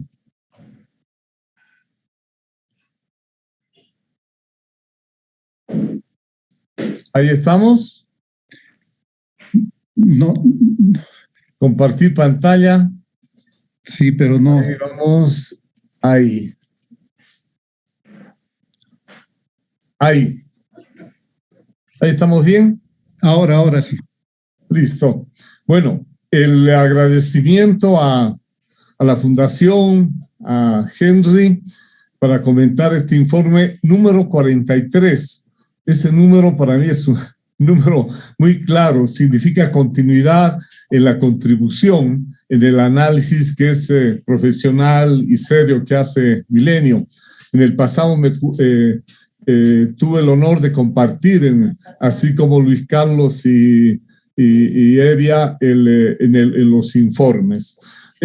El documento, me voy a referir más al documento, me han pedido comentar sobre el documento, porque el tema es muy amplio. Y el documento, me gusta la forma de entender un periodo excepcional y sin precedentes que se está examinando, y maneja, como lo han hecho en la presentación, desde un panorama general hasta los sectores, como ha sido la presentación. El método que voy a tratar de aplicar no es decir que es un buen informe, pero empezar con el palo. Voy a tratar de hacer cierto equilibrio, de valorar lo que se presenta y al mismo tiempo algunas recomendaciones o sugerencias. Gabriel, antes de que comiences con el palo, ¿podrías ampliar tu pantalla? Al tiro. Ahora, para mí me interesa la forma que hace el diagnóstico, para la parte mejor lograda del déficit fiscal y el déficit en balance de pagos, cuenta corriente, la relación que se hace con el endeudamiento externo, el financiamiento interno, la compra de bonos y el crédito del Banco Central, que son las variables claves para explicar el problema. Y la consecuencia, la caída de reservas es una consecuencia, ¿verdad?, de este déficit fiscal y también el de cuenta corriente. Y la preocupación es qué va a pasar si aumentan las tasas de interés, el problema del servicio de la deuda, y también lo que relevó Jacques, el tema de la vulnerabilidad que significa el deterioro de las reservas. El tema del sector externo es un buen análisis, aunque yo le sugiero incluir algunos elementos. Resaltar que ya hay un cambio en la estructura de las exportaciones. Sin darnos cuenta, a veces no es generado por política, sino por las condiciones externas. Las no tradicionales superaron a hidrocarburos como participación y la minería ya se volvió un liderazgo en nuestra economía, y eso nos da señales a todas las tendencias que lo que va a pasar en el sector productivo y al uso de la política, una política para fomentar las no tradicionales y fomentar la diversificación de las exportaciones. El tema de balance de pagos lo analizan en términos de variables nominales. La sugerencia, el mismo informe dice que no tienen el PIB, no tenemos el PIB al 2020 para poder hacer en términos reales, pero se hacen aproximaciones o también se utiliza fuente, como yo creo y creo todavía que el Banco Central es una fuente de información confiable, también oportuna. Y, por ejemplo, la balanza de pagos en términos del PIB nos da mucho más luces, la disminución del déficit y si hay un punto de inflexión al primer trimestre, un superávit en cuenta corriente y probablemente en el segundo trimestre también tengamos un primer semestre con superávit. Relevar el tema de la desinversión está tocado en el análisis, pero Bolivia, de acuerdo a los datos de la CEPAL, ha sido la economía donde esta desinversión, la caída ha sido la más fuerte, y eso nos da una llamada de atención sobre las políticas que tenemos que hacer y sobre todo el tema del tratamiento a la inversión extranjera. El tema de las RIN están tocadas, pero hay que hacer el seguimiento. El tema de la adecuación de nuestras reservas, sabemos que cada vez hay una mayor vulnerabilidad y por eso mismo se requiere un mayor seguimiento, aunque formalmente en términos de los indicadores estemos en torno a un nivel que no es grave, pero la preocupación es la tendencia, ¿no? Que si seguimos así, pese a algunas mejoras que uno puede observar en la economía, en el sector externo, es una preocupación el tema de los niveles a los que está alcanzando las reservas internacionales. La deuda externa está bien tratada en el análisis. Por ejemplo, cuando analizan el tema del desempeño fiscal, financiamiento interno y el externo, utilizan los desembolsos de la deuda externa. Y es en la relación, por ejemplo, entre desembolsos y pérdidas de reservas lo que nos genera financiamiento disponible que se puede tener. Pero, sin embargo, es importante hacer ese seguimiento del estado de situación de la deuda, y hasta ahora la deuda externa pública todavía está en unos niveles manejables que nos da un espacio para el financiamiento externo. El dato más relevante es la posición de inversión internacional que mide nuestros activos internacionales respecto a los pasivos internacionales. Todavía en estos indicadores estamos, comparado con otros países de América Latina, en los niveles que están todavía aceptables. Por supuesto que antes era positivo y en ningún país, muy pocos son los que no están con mayores pasivos que se van adquiriendo. El tema del fiscal ha sido muy bien analizado. No quiero enfatizar más. Hay indicadores de una reducción del déficit global asociado a aumento de ingresos más elevado que el aumento de los gastos. Eso es, y ojalá que esa tendencia pueda darse. Me llamó la atención y resalto el tema de que cuando se hace el análisis, lo que se refiere al instrumento de financiamiento rápido, que es un crédito y después es combinado con un swap de monedas, y hace Milenio una aclaración muy necesaria. La tendencia a abril, que es los datos disponibles, es un buen análisis que se realiza. La gestión monetaria también en términos de lo que es el origen y el destino de esta base monetaria, y también si a enero y a lo que va a mayo, lo que se tiene disponible, si hay un punto de inflexión. Es muy importante como economista siempre tratar de mostrar la situación de tendencia. Ahora uno compara también, si compara con un periodo malo, como es 2020, enero, junio, uno diría estamos excelentes, pero no es así, ¿no? Hay que también comparar con el nivel de diciembre, pero lo importante es ver si hay unas señales de mejora. En este tema monetario sí quiero sugerir que debería profundizarse el tema de la relación con la inflación y el tipo de cambio. El tema de los precios, el análisis de los precios está inmerso en el informe, pero no está como un capítulo o como un tema de relevar el comportamiento de los precios, que es importante. Bolivia tiene las inflaciones más bajas en América del Sur, está todavía en esta situación, en este año de baja inflación, en un contexto de aumento de inflación de los países vecinos y a nivel internacional. El tema que preocupa un poco es la reacción del sector financiero. Comparado con junio hay algunas mejoras en depósitos, cartera, como uno puede observar, pero en términos de diciembre se ve una especie de estancamiento, y ese es un tema relevante. Y sobre todo me llamó mucho la atención que todavía no tenemos el impacto sobre los efectos en el sistema bancario de las condonaciones, prórrogas o plazos que se han hecho con motivo de la crisis, y sus efectos recién se pueden estar viendo en este segundo semestre. El sector real es un análisis bien completo. A mí me interesa que está bien desagregado. Simplemente mencionar, tratar de contribuir que a nivel mundial, por ejemplo, cuando hacen estudios sobre el impacto macroeconómico, estiman la caída del Producto Mundial de 6%, por ejemplo, y de 4% en 2021, pero respecto al nivel que hubiera tenido la economía mundial si no hubiera habido COVID. Entonces, en el caso de la economía boliviana, es la caída del 20 respecto al 19, pero el 21 es al nivel que si no hubiera COVID, lo que hubiera tenido la tendencia de la economía boliviana y lo que estamos dejando de alcanzar. En términos de el sector real, hay indicadores abril, hay estos problemas de información. La información es un bien público y todos los profesionales, todos los que trabajamos con esta información tenemos que valorar que tiene que estar disponible, abierta y ser transparente. El tema, me gustó el manejo de desempleo, subempleo y trabajo informal.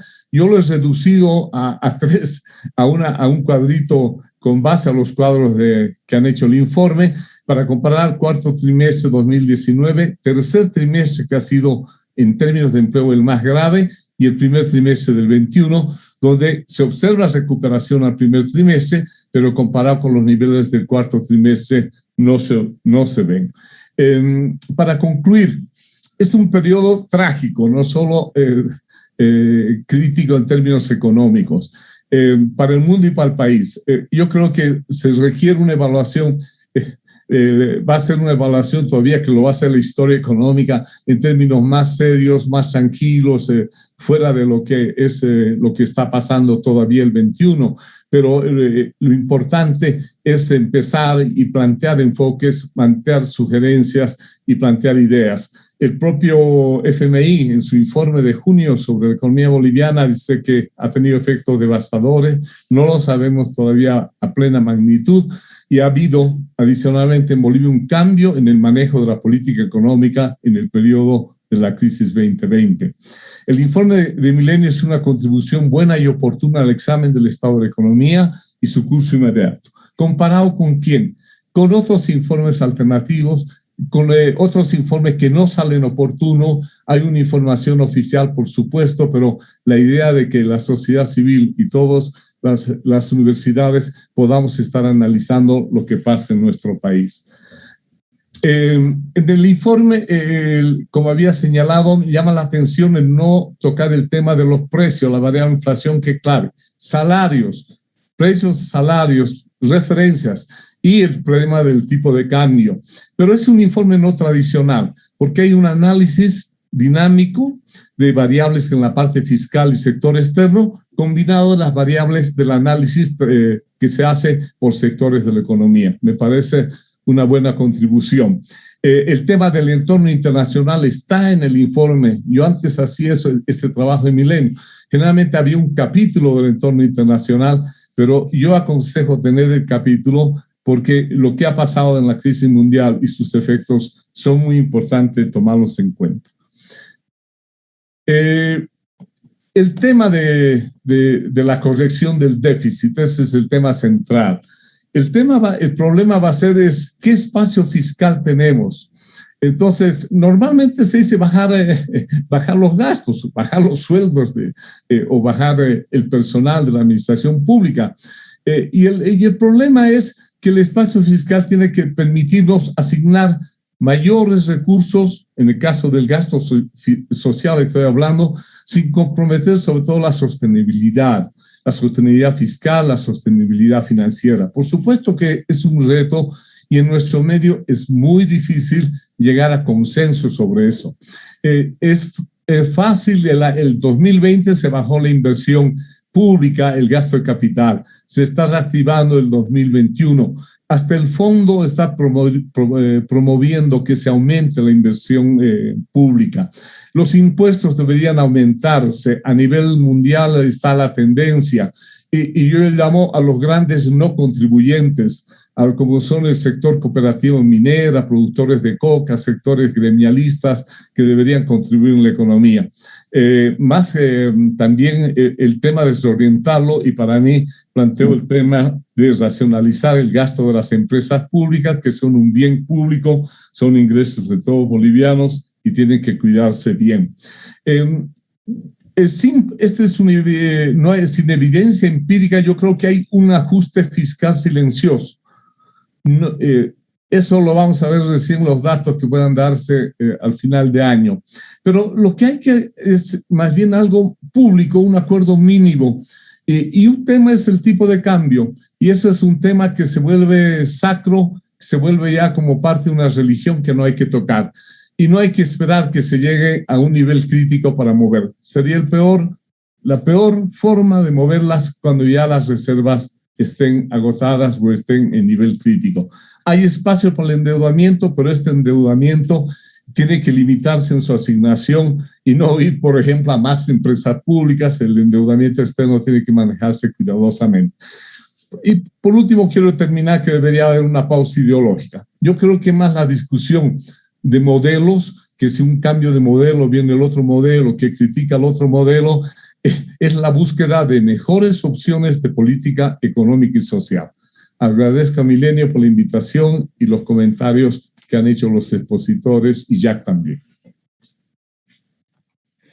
Gracias a ti, Gabriel. Valoramos mucho tus conceptos. Seguramente nuestros autores del informe, Luis Carlos, José Luis, quisieran decir algo respecto de los comentarios que acaban de escuchar. Así que les ofrezco la palabra.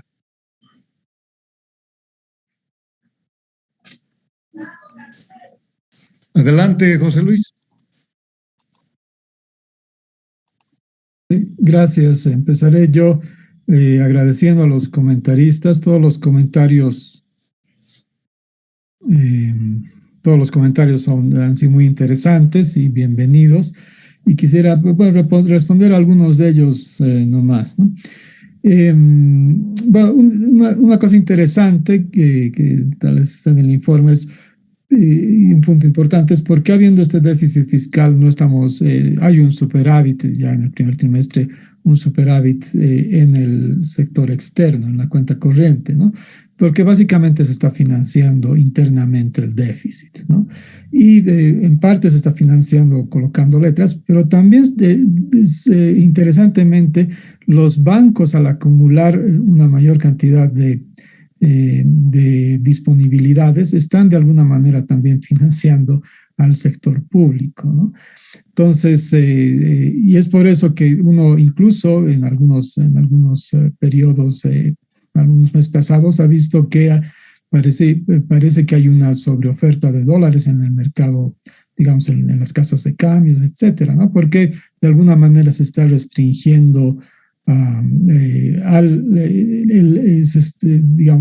se está restringiendo se está reduciendo la absorción porque el ahorro financiero de las familias se está yendo a financiar de alguna manera el déficit fiscal, ¿no? Entonces, como se está absorbiendo ese ahorro financiero no está yendo a presionar al mercado de divisas, sino que está yendo por la acumulación de disponibilidades en los bancos, por la mayor cantidad, mayor tendencia de dinero, de efectivo, el atesoramiento de las familias y por la mayor colocación de deuda. Entonces, ciertamente esto contribuye a bajar la presión sobre el mercado cambiario. No obstante, lo que hay que decir es que eso es ciertamente lo que ha permitido controlar el primer trimestre y el primer semestre, pero los meses que vienen son más demandantes, ¿no? Mucho más demandantes,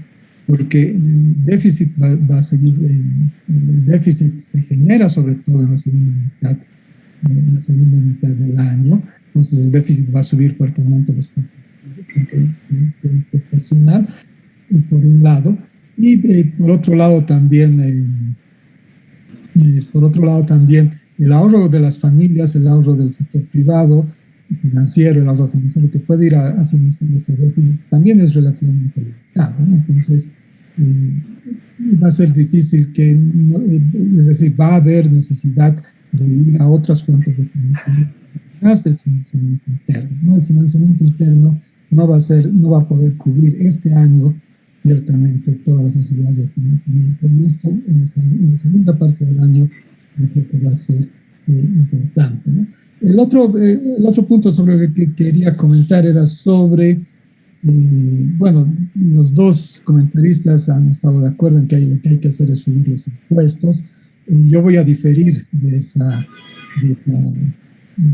conclusión.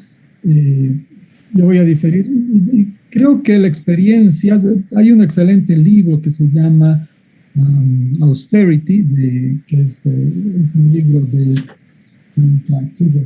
Alesina y Favero, Carlo Favero y Alesina, Y basados en la experiencia europea, lo que ellos muestran es que en realidad un déficit, cuando se ajusta un déficit reduciendo impuestos, un déficit reduciendo el gasto, es menos contractivo en el mediano plazo que un déficit que reduce los impuestos, ¿no? O que aumenta los impuestos, una reducción del déficit que aumenta los impuestos. Y los argumentos son claros, es decir, si uno aumenta los impuestos está espantando la inversión extranjera. Si uno aumenta el gasto, por el otro lado, no hay los agentes van a pensar que el gobierno es expansionista y por lo tanto van a pensar que el gasto más adelante va a seguir creciendo y eso también tiene efectos. Entonces, en este libro se muestra una serie de evidencia empírica que muestra de alguna manera que probablemente es más interesante reducir los impuestos en situaciones. Y en el caso boliviano, reducir el gasto en algunas situaciones para corregir el déficit. Y en el caso boliviano yo creo que también eso puede ser interesante. Es decir, el camino tiene que ser reducir el gasto público, porque el gasto público está sobreextendido hace muchos años en el país, ¿no? Entonces, no podemos pretender, como en la Argentina, es un país en el cual de 4 empleados, 3 son empleados públicos, 1 es empleado privado que paga los impuestos por el sector público. Entonces, eso es matar al sector que genera riqueza en la economía. Yo no extendo más, hay otros puntos muy interesantes, pero son estos dos los que yo quería comentar.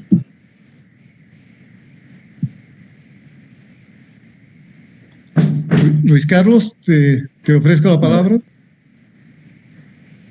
¿Aló, me escuchan? Tenía abierto el micrófono. Sí, te escucho. Sí, te escuchamos. No, en primer lugar, sí, coincido con José Luis, gracias a los comentaristas por sus comentarios que siempre contribuyen, ¿no es cierto?, a mejorar el informe o el análisis o verlo desde otro punto de vista. Siempre las opiniones, los comentarios, aunque no los compartamos, siempre son bienvenidos.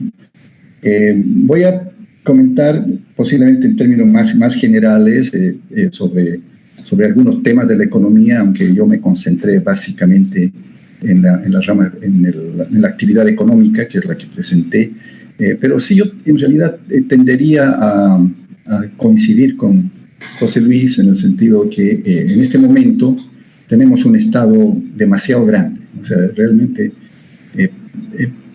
posiblemente a partir del 2006, por la misma ideología del gobierno, lo cual coincidió con una bonanza de recursos impresionante, increíble, que le permitió ejecutar básicamente su doctrina o su pensamiento sobre lo que debería ser la economía. Hemos visto durante todo ese periodo un crecimiento del gobierno, yo creo a niveles ya demasiado grandes que perjudican el funcionamiento de la economía. A partir del 2014, donde terminó, diría, la bonanza, hemos visto crecer el sector público en términos de tamaño, de gasto, de número de empleados, de empleo, de inversión pública. Empezó el gobierno nuevamente a volverse un gobierno empresario, creando empresas, invirtiendo en los sectores estratégicos, compitiendo no siempre en condiciones de igualdad con el sector privado, haciéndoles crowding out. Y al final, como digo, no solamente por la ideología, sino que por la disponibilidad de recursos, como que el gobierno logró ese objetivo, ¿no? Y por lo tanto tuvimos un Estado leviatán muy grande en 2014.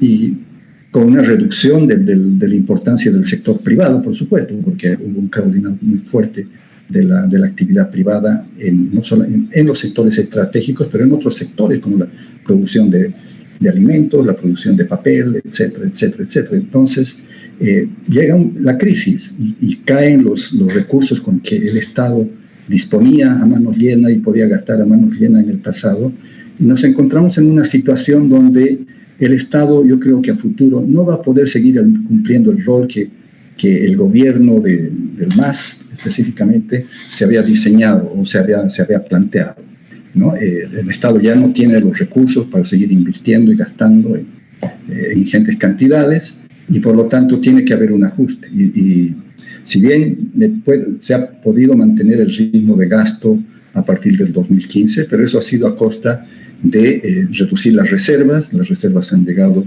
a un límite muy bajo en este momento. A futuro se está recurriendo más al endeudamiento interno, como nos mostraba José Luis, pero eso es básicamente pérdida adicional de reservas. Hay que ver hasta dónde va a aguantar esta estrategia, como decía Jacques. Pero lo evidente es que en algún momento el Estado no va a tener que hacer un ajuste. O sea, nos estamos acercando a una situación de escasez de recursos. No digo que pueda haber una crisis como la que ocurrió en la época de la UDP, pero hay una estrechez fiscal que, con un déficit elevado, que si no se ajusta, no va a haber cómo financiar. Y entonces el Estado, de alguna forma, a través del mercado, va a tener que ajustarse, ¿no? Y entonces, ¿cuál va a ser el modelo de desarrollo? Que es un poco lo que preguntaba Gabriel Loza, a futuro. Si el Estado, vamos a tener un Estado como atado de manos, digamos, con la necesidad, lleno de empresas ineficientes, con la necesidad de ajustarse, se le va a tener que dar más cabida al sector privado. Y en el fondo va a ser como volver a empezar la misma historia, ¿no? Se va a hacer como había una película antigua de Claude Lelouch que se llama Melodía de la Vida, y que las cosas se repetían y estamos entrando nuevamente a un ciclo. Dentro de poco, yo creo que los temas que se van a discutir en Bolivia y en otros países posiblemente, sobre todo por el aumento en el déficit que trajo la pandemia y todo, que vamos a tener una crisis fiscal.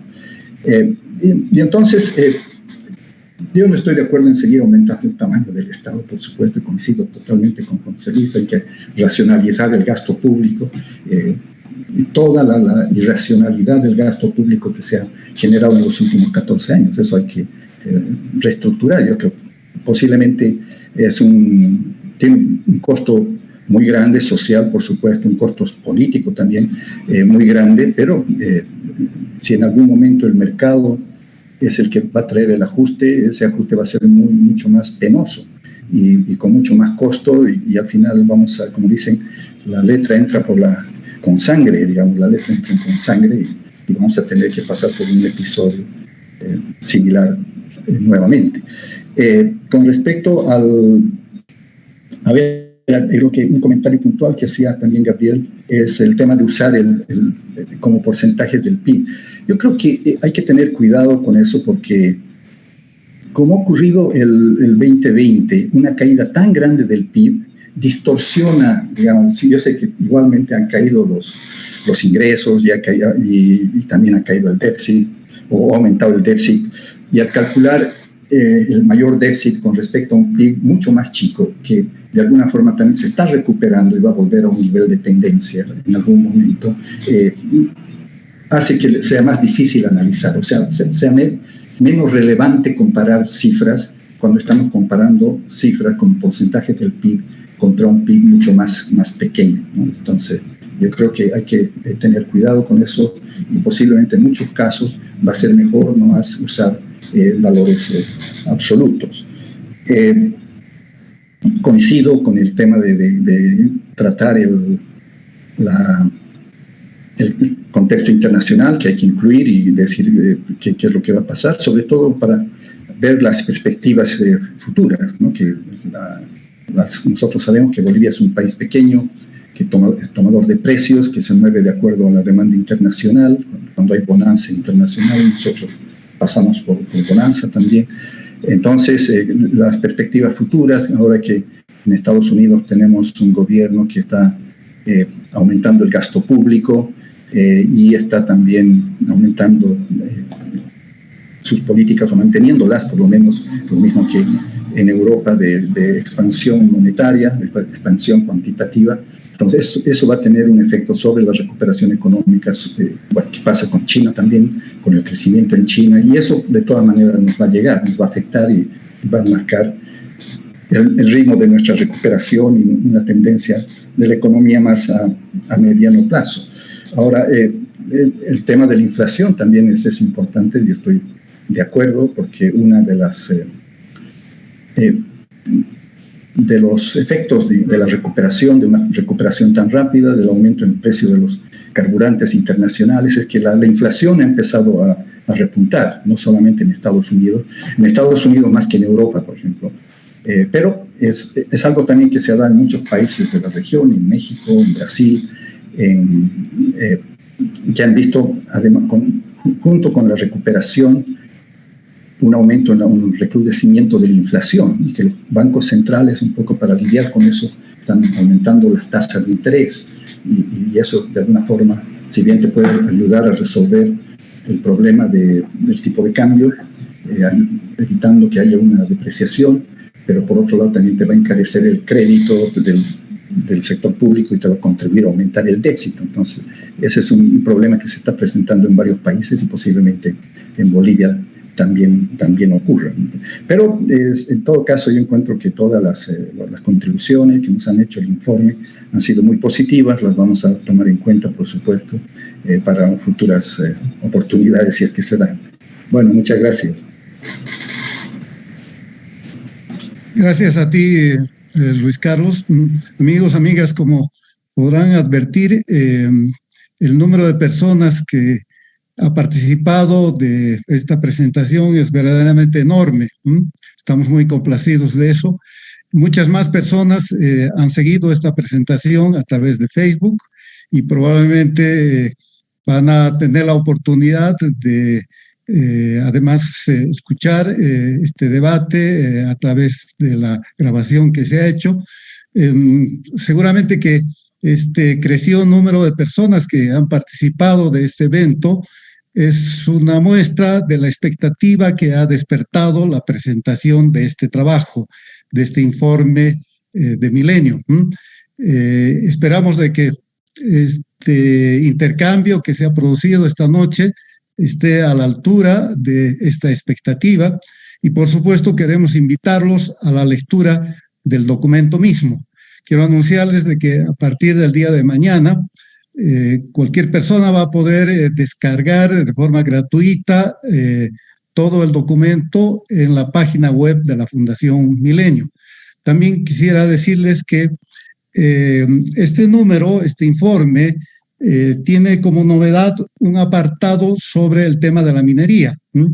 Se ha destacado en la presentación del informe que después de esa caída tan dramática que tuvo la actividad minera en el año 2020, afortunadamente en los primeros meses de este año se observa una tendencia de recuperación muy importante de los precios internacionales de los metales. Y hemos considerado que este fenómeno, esta circunstancia puede representar una oportunidad para la recuperación y el despegue de la minería boliviana que hace mucho tiempo está en una situación de estancamiento. Pues precisamente el tema que se aborda como apéndice de este informe es ese, ¿no? Y tiene el título de una oportunidad para relanzar la minería boliviana. Así que quiero invitarlos también a que le presten atención a este acápite del informe. Y si me permiten un segundo anuncio que también quisiera hacer, aquí se ha hablado del tema de impuestos, ¿no?